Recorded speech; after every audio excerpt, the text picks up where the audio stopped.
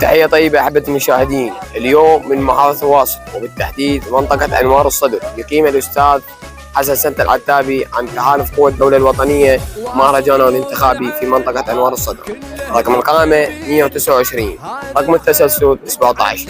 أنا وإياكم وكلمة الأستاذ حسن سنة.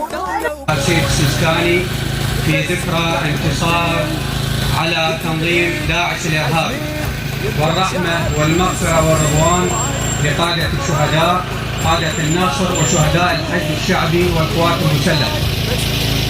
فيما يخص محافظة واسط عموما، سأعمل على المطالبة بتفعيل اللامركزية وإعطاء فرص حقيقية للمحافظات لإدارة شؤونها بنفسها، والابتعاد عن المركزية وسيطرة الوزارات، ومتابعة مشاريع المحافظة الاستراتيجية التي تخدم المحافظة في جميع المجالات، ووضع حلول لتداخل الصلاحيات بين الحكومات المركزية والحكومات المحلية، لأن المواطن هو ضحية هذا التداخل.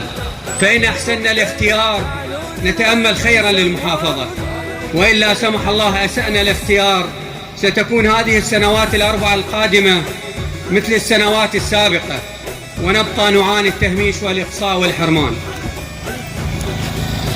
اليوم محافظة واسط تحتاج إلى التخطيط الصحيح، وإلى متابعة المشاريع، وإلى رقابة حقيقية للدوائر الخدمية نتيجة الإهمال المتعمد وقلة الخدمات فيها.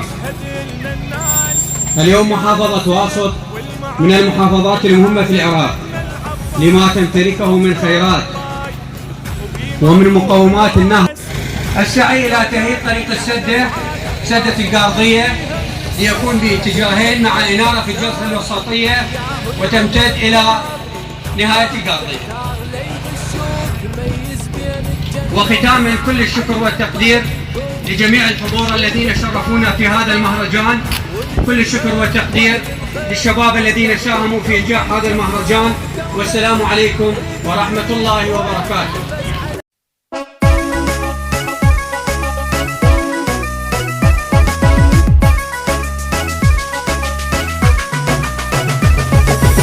واسط نور العين كل أهل الطيبين، هذا الخير نتعنيك 129 دولة وقوة نريد، بس انتخبوا الزين ايد بايد متحزمين، يرجع شاب بالستين. رايد استقرار تلقاه موجود، اي وياي بس تلقاه ما تشتم يوم البارود. تار القلب وياك ما يبخل ويجود، حتى بروحه من تحتاج المتعلم يزرع الورود. ام الخير يا محلى اسمك بس عاوزك فرصة،